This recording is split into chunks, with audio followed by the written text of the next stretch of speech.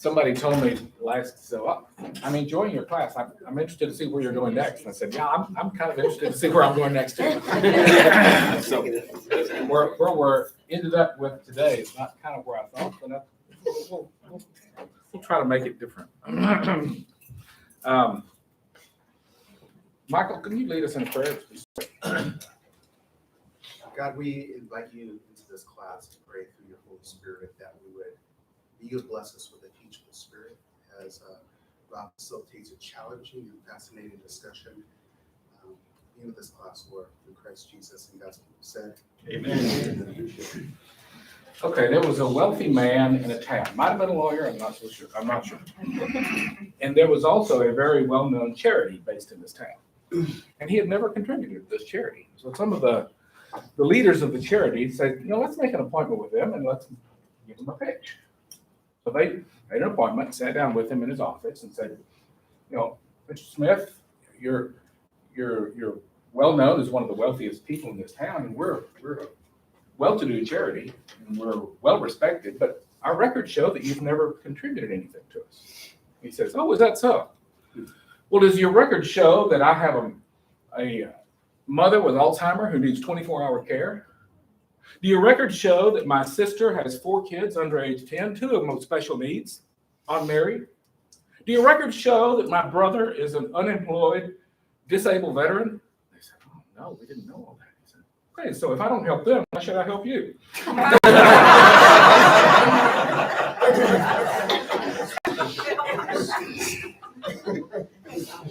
So we're going down that direction today.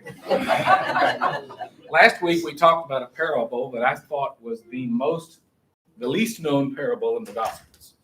And Michael kind of confirmed that. He said he'd never seen it before.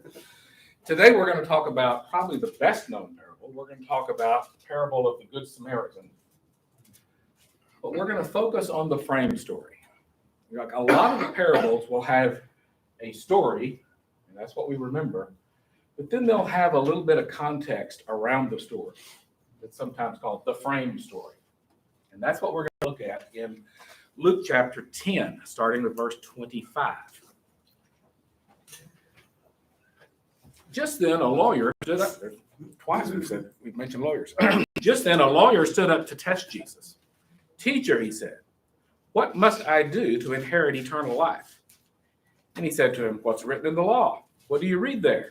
And he answered, you shall love the Lord your God with all your heart, with all your soul, with all your strength, and with all your mind, and your neighbor is yourself. And we'll stop right there for a second. Where have we heard that before? Isn't that like the greatest commandment and the second like unto it? Jesus got it from a lawyer. No, I'm just kidding. But in Matthew and Mark, somebody comes to ask Jesus, what is the greatest commandment? And that's what he says. In Luke's version, this lawyer comes to him. Jesus says, what do you read in the book? And he says, that's the greatest commandment. Love God, love your neighbor as yourself. Okay?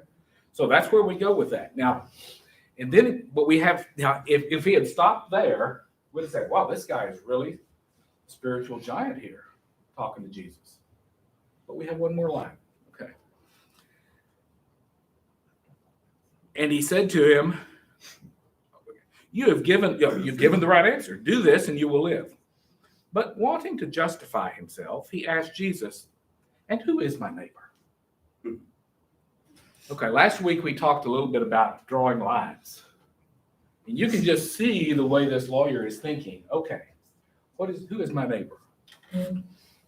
Is it the people that live on both sides of me and across the street? Is it my family? Is it my church family? Who is my neighbor? When can I stop?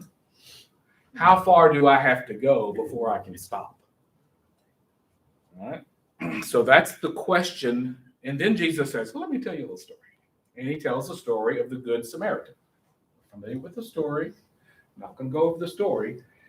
Then once we get through the end of the story, the frame story picks back up.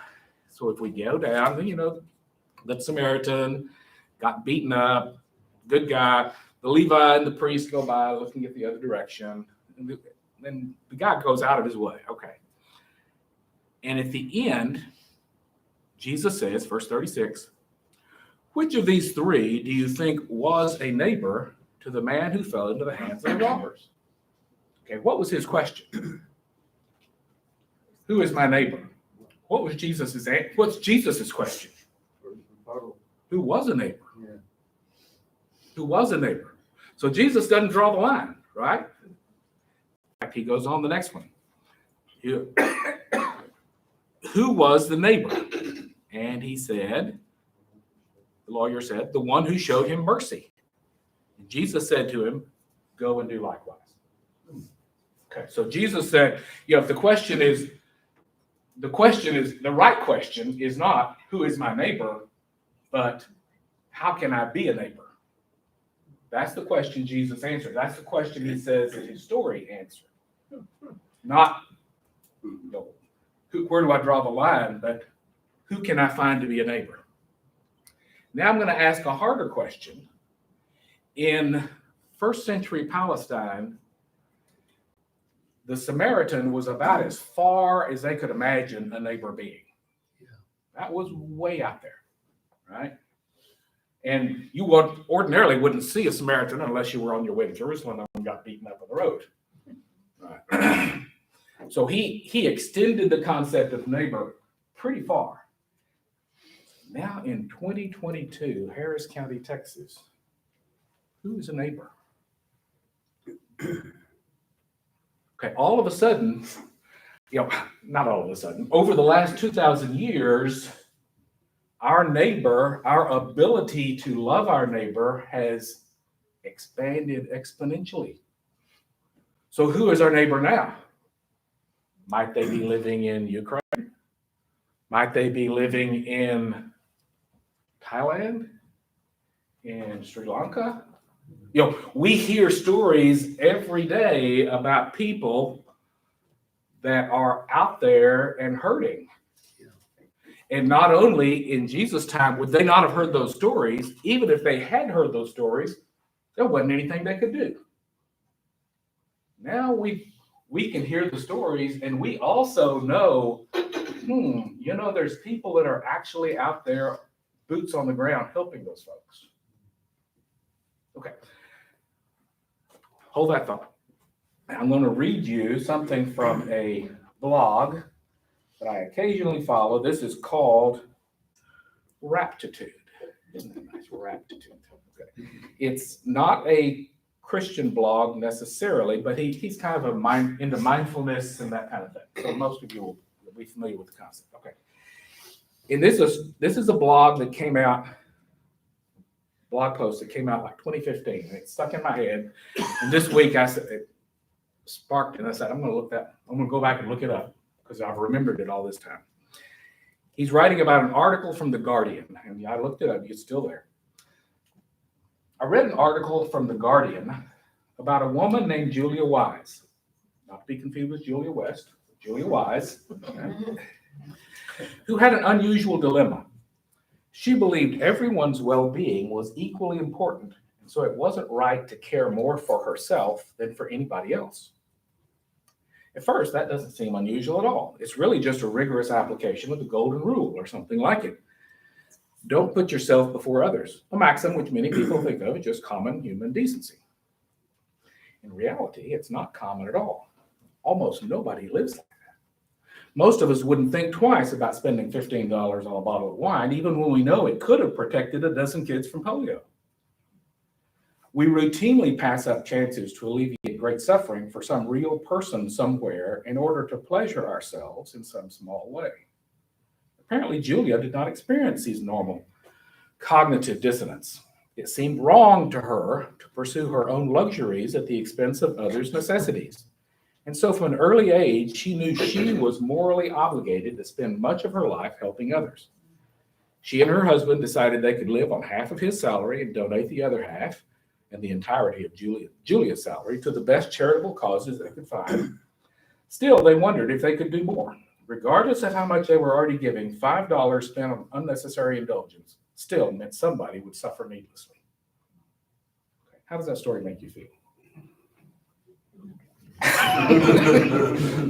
I'm not worthy, right? I mean, this it's kind of hard to argue with the logic, but who can live like that? I mean, doesn't that almost follow from loving your neighbor as yourself, and who is my neighbor, and what, I mean, we all know that, but none of us are going to do that. And somehow or other, we've made peace with it. And I've made peace with it. And so at this point, I'm going to be quiet and let somebody say something. I'm pretty good with that. You know, what I mean by that is, I've learned to be a steward. Mm-hmm. Yeah. It calls all of us to be a steward because Yahweh owns everything. So whether it's your banking account or whether it's your food, you got to be a steward of it, or he'll take it away. So what I do personally is that I pay my tithes, I pay my 10%, whatever I earn in the month, because I'm a disabled vet, so I'm living off a monthly check. And I take my 10% out of that. And I notice that when I do that, he does reward me. You know what I'm saying? I volunteer as much as I can. I'm trying to give back more so than I've been taking my whole life. I might as well give back. And so, yeah, I fast in order to save money on food. Okay. I didn't realize we had a Julia Wise here in our own room. Nah. Well, and the article kind of goes on to say, that makes a lot of people uncomfortable. In fact, the article in The Guardian says, she is what could be called a do-gooder. Now, do we like do-gooders? Do-gooder is almost an insult, right? I mean, we respect somebody that runs into a burning building. We respect somebody who throws himself on a hand grenade. But a do-gooder? I mean, that's right. I mean, that's that it's hard to say, why aren't you that way? But we're not. Rob, we sometimes reconcile ourselves to the fact that here in the United States, virtually every significant congregation of every significant church, the Northwest Assistance Ministries down the street here, and dozens of food pantries, they're all over the country. And so we kind of reconcile ourselves to the fact that here in the United States, yes, hunger can be a problem, but people aren't starving to death in droves because there is access to food. But then we lose sight of the fact that still 15,000 children starve to death on this planet every day. Yeah, I mean, that's... And we do tend to Yeah. distance ourselves from the immediacy of the needs. Yeah, I mean, there is such a thing as compassion fatigue, and that's a thing. I mean, you can get yourself buried so much into that, and some people can. Now, Julia Wise, she seems to have a higher developed moral sense, just like some people may have a higher developed athletic sense or artistic sense. Her moral sense seems to be extremely sensitive. Well, I think the reason we call them do-gooders is because it upsets us. Yeah. It reflects on us. And I myself hate to donate to charities unless I know exactly, because so much of that money does not go where it's supposed to go. Yeah. And that's another reason people hold back. But I've always heard if you take it and hand it yourself to them, you know where it goes. But how do you do that today? Yeah. To the church. Yeah, Yeah, the church. can you? Yeah, James. I just want to say, God never puts a stipulation on giving that you should know where it goes. Hmm. When you give someone homeless on the side of the street, you give him $5. Yeah. It is not your right or responsibility to decide whether or not he's going to use your food or go buy food. Yeah. That's true.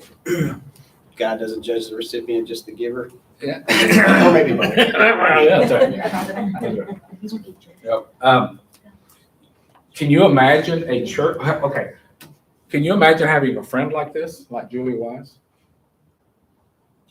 or somebody in your family, they would be kind of exhausting to live with. I mean, they kind of make you feel bad all the time, right? Feel guilty every time you go to Starbucks. Yeah. Can you imagine if you were at a church where the preacher preached that message? And especially if he preached, give it to the church. Don't go to Starbucks, give that $5 to the church. You know, that's kind of the definition of a cult. Right? I mean, you don't have your own personal life. Everything is you do what the preacher tells you, including drink the Kool-Aid, maybe. I promise to give my, every time I would have spent at Starbucks in church. I can see a loophole there, but I'm not going Let's not drink Starbucks. I can imagine what I'm imagining is if people did what they should be doing according to her philosophy, we'd be living in a much better world, that's for sure. Yeah. Yes. In fact, I noticed she said actually in the article that, if we lived in a perfect world, I would love to live out in the country and grow pumpkins and paint pictures, but we don't live in that world. And so I feel like I've got to do my part to do that. Yeah. And one of the things, giving, we're not, God doesn't judge us for the results, but to be a good giver takes work. You got to do your research and you got to figure out, how much are they paying their CEO? How much is this charity paying its CEO and the administration costs and blah, blah, blah. Sometimes if we just don't know. Let me give a little example, a little bit different. Back in Abilene, Hillcrest, for about 2 years, one of the old, less affluent, less educated, we'd see him in the baptistry once a week, either a Wednesday night or a Sunday night or a Sunday morning, baptizing somebody he had just recently brought to Christ. This is an unchurched person, and our adult Sunday school class said, get him in here and talk to us and see what he's doing. And so he opened up by saying, I meet these people and they're total strangers to me. And I say, if you were to die today, do you think you'd go to heaven? And I immediately remember thinking, that's an awfully awkward way to begin a conversation with a total stranger. I'm not sure I would ask that question. Well, my good friend Bill Pemplin, sitting right next to me, said, that's an awkward way to begin a conversation with a total stranger. And he looked at him and he smiled and he said, well, I understand. He said, I'm not averse to learning new things. He said, what strategy do you use? And that's when I was glad I kept my mouth shut. Are we doing anything? Yeah. Are we doing anything? Yeah. I mean, that's. Yeah. So, that's a good one there, Mary. You may approach this later, but it's not always like giving money for starving and stuff like that.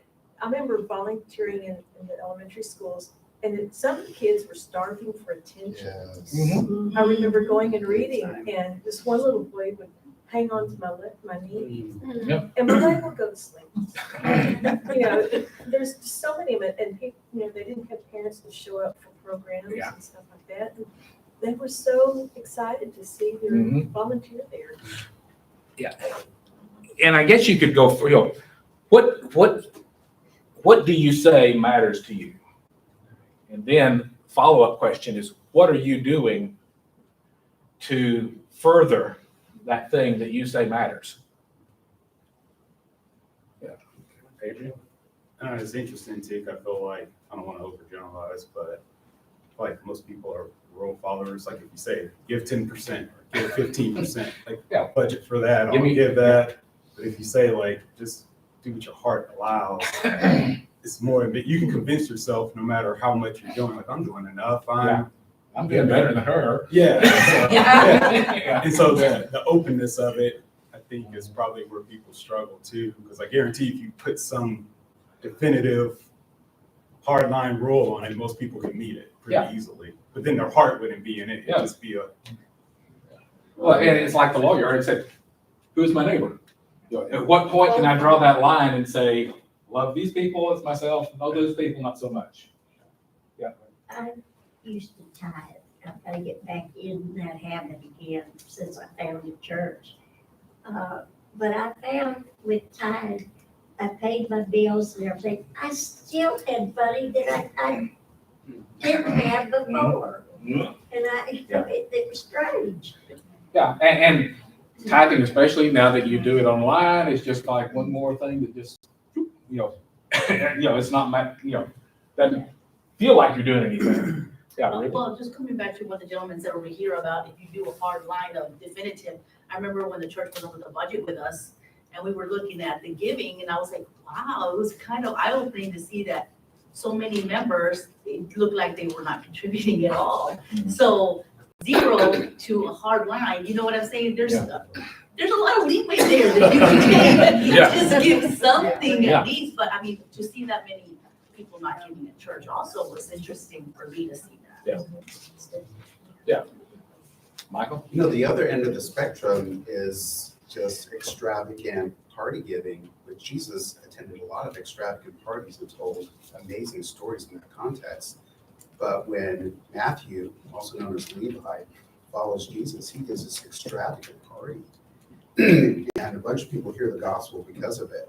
I know one of our members opens up her home regularly and throws extravagant gatherings, somebody very close to you, Rob. And I've just seen people just receive that extravagant hospitality as a way of sharing the gospel. So it's not a one size fits all. And I think anytime you have a preacher who is like a Simon the Zealot, it really gets exhausting with the guilt. You think Francis Chan or David Platt? I was at Right Now conference a couple of years ago, and I was eavesdropping on 2 pastors who had just listened to a Francis Chan talk and said how discouraged and despondent they were after hearing that talk. About having house churches, and he's like, what am I supposed to do? How am I supposed to support my family with a house church? And so I think we've got to be careful with leadership. It's not a one size fits all. And when you started talking, all of a sudden it came to me. There is somebody in the Gospels who said, why was this money wasted? It could have been given to the poor. Yeah. And who was that somebody? That was Judas. That was Judas. Oh, wow. Who was stealing? So, I mean, that kind of overturns everything I've said so far. But anyway, it just came to me when you started talking. Mr. Robert, that brings up 2 points that Mr. Michael said. It reminds me of Ananias. You can't lie about bringing something into the church because you're going to get reprimanded for it. And then, go ahead. Or struck dead. Correct. That's the word. Yeah. In Exodus, I found that it's been have to pay your tithes since the beginning. It's not even in just a monetary value of money. It's your first fruits. Mm-hmm. So everything, whether it's your heart or your time, you give that. Yeah, I mean, that's, sometimes I hear time, talent, and treasure. Correct. Is what we're being asked for. Now, this was my grandmother's favorite verse. And I'm not sure I've heard it quoted since then. My grandmother passed away, but it's James 4:17. Anyone then who knows the right thing to do and fails to do it, it's sin. I mean, that's tough, right? If you know the right thing to do and don't do it, that becomes sin. I thought what I found interesting is that Julia would say she's probably sinning in the same way that us around the room feel like we're not doing enough either. That there would be the sense of I could just do a little bit more. If I could just skim back here. It's the same feeling of inadequate or generosity. Even like giving blood. I mean, giving blood is one of the most unselfish things you can do and one of the most necessary. And I didn't give blood a bit until after 9/11, and I said, okay, it's time to put my big boy pants on, and I started giving blood then. But, it took something to make me take that step. Unless you're a Jehovah's Witness. Yeah. I don't know, dude. They don't accept blood. Do they give blood? No. Yeah. Something Mary said earlier, it's been there. I see this, and I've been guilty of it, and thought it too. if somebody comes in, they're homeless, and they're in the assembly, and tough times, stuff like that, how often do we hand them money? Because that's easier to deal with than actually spend a little bit of time, take them maybe to eat or something like that, and find out what they really need and try to address that. Yeah. So that's one. The other one, piggybacking on what Michael was saying, and Ananias, not everybody was selling their houses. Yeah. Because they were still meeting in some people's Yeah. houses. Okay, so I want to go a little bit different route. And I want to talk for a little bit about, this is kind of what I said I was going to talk about, but not necessarily. I want, you know, the concept of thought crimes, which is not, not thinking the right, thinking, in Russia, it got really big, you don't revere the great leader in your heart. In 1984, they didn't, their thoughts were wrong, and so there was thought crimes. Now, do we have thought sins? Okay, I'm going to read some sample thoughts. I'm just going to read it. I could go on and on and on with this, and I'm not going to, but I want to read a few of these. It's been a rough week. I need some me time. Saying, what's that dang SUV doing on my tail? I'm saying, my mother called me from the nursing home again. Same old, same old. Saying, so-and-so politician is just a horrible human being. Saying, how can my brother-in-law afford to buy that BMW? Saying, oh no, it's that poor woman with the dog at this intersection, and I'm turning left. Don't make eye contact. Saying, I mean, are those sins? Yeah, I mean,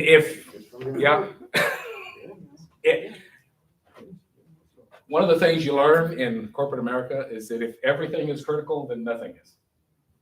And if everything is a sin, and sometimes we've imbibed that, right? Everything we do, I've sinned 15 times since I woke up this morning. And when you say that and when you think that, it's probably that kind of stuff, right? That's why we have grace. Yeah, we've got grace, and that's, but we tend to buy into that. At least some people do. Now, my experience is that people that live in the real world don't so much. I mean, they kind of let it roll off. Michael mentioned Chan. Francis Chan. There are several. I've read several of those books. There's Radical by David Platt. There's All In by Mark Batterson. Another one, Not a Fan. And these are written by preachers, so they're professional Christians, basically saying that you need to be Julia Wise. You need to be all in. You need to, and as I read these books, my head says, what planet do these people live on? Nobody but a preacher could actually say that and take it seriously, because that's not the real world. That's not the world. That's not the world I live in. Maybe other people are different. And if our faith is not a faith that we can live in the real world, what's the point? Yeah, I mean, I know pie in the sky by and by when we die, but that's kind of weak tea. Wow. I mean, there's got to be some, have life and have it more abundantly. Yeah. Because there are sins of omission and commission, and our thoughts are not pure. It seems almost impossible to be saved.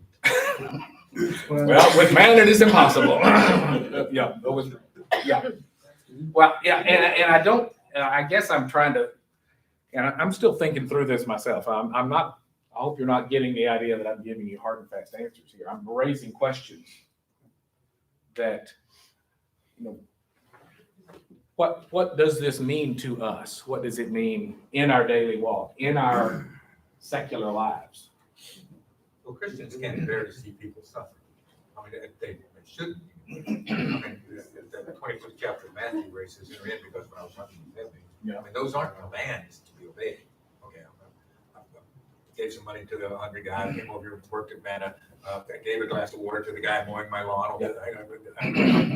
We're not doing that.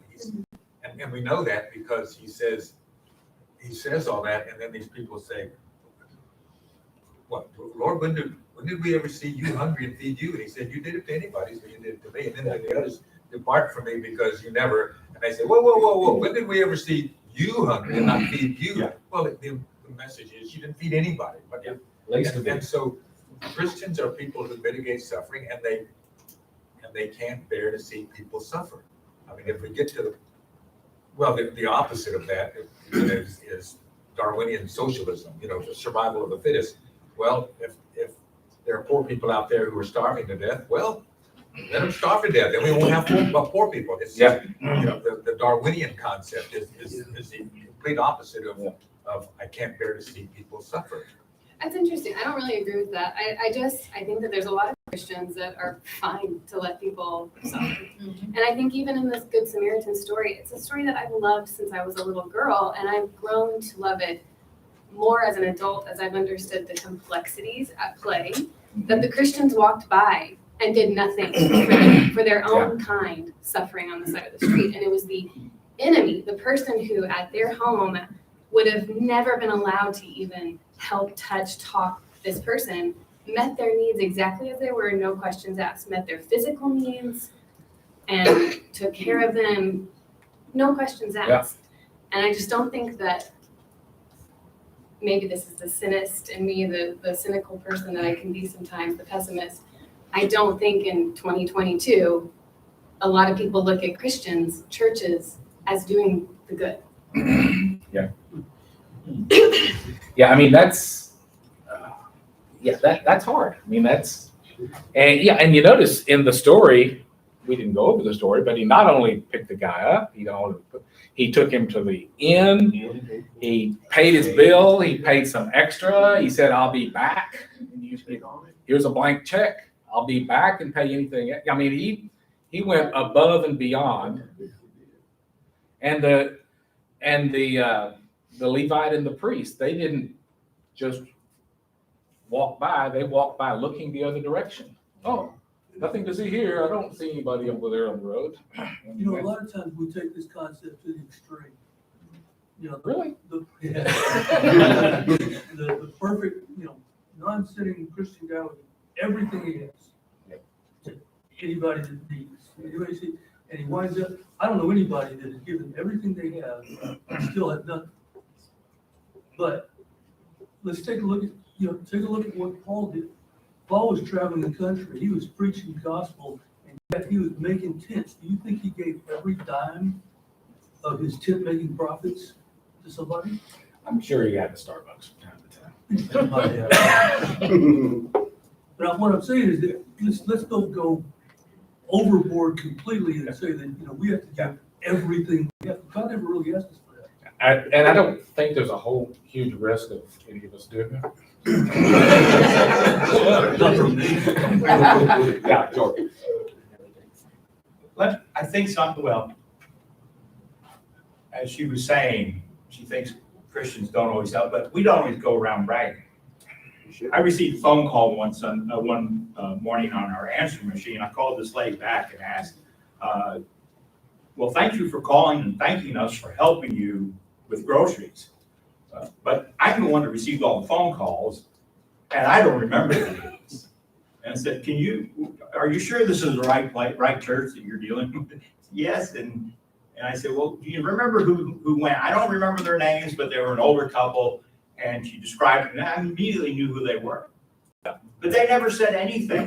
They took it out of their own pockets. They did it. And if that lady had not called, no one would have known what was happening. I think that's the way Christians are. They don't go around bragging about what they did. They just go do it. They're finished. They go home. Helping with hurricane relief or wherever. And I think sometimes we miss that point. Our society wants bragging and they want praise and they want glory. And Christians just go do what they can do. And quietly, and I'm sure we can find people in this congregation who do things that no one knows they do. Right. So I mean, I think, again, we can go real far, but rather than buying some of the things that are on media. Yeah.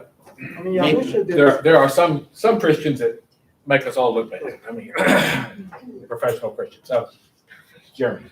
Well, I was just gonna say that, wow, speaking of the complexity of it that Laura was talking about, at some point, we've all been different people. We've been the priest and the Levite. We've been the Samaritan. We've been the guy who gets beaten and robbed. And we've been at that low point that we needed the help. And so, but that's one of the things that doesn't often get talked about. We focus on, be the Samaritan, but we don't talk about how we've been these people that look at the other way because we see the guy standing on the corner with his dog, and we just look the other way. And over here, we've been that person who needs that help. And that's one of the things that we tend to get, that somebody needs to do something. And that's what led Rachel and I to foster care, was we kept saying, somebody needs to be there for these kids. Somebody needs to do this. And so at one point we realized we can be those. Yeah. Maybe it's about opportunities, or missed opportunities. You drive up to that stoplight and you see that guy standing there. It's your choice if you want to do something about it or not. And God maybe put that in your path so you can see that. And that's, you choose to take it or not. Oh, I'm sorry. I was gonna say, I guess just piggyback off of that. I mean, I do think some of it is society and some of it is just like passage of time. I mean, I think, I always call it like soft Christians. I think like as time has progressed,